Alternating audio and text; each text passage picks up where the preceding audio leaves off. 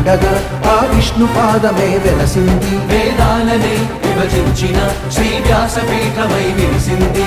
అలకనంద జల సంగీతం శ్రీహరి నామం, ఉష్ణకుండ జలధారలలో హరిభక్తుల స్నానం. జ్ఞానం మోక్షం మొసగే వైకుంఠం. హరి హరి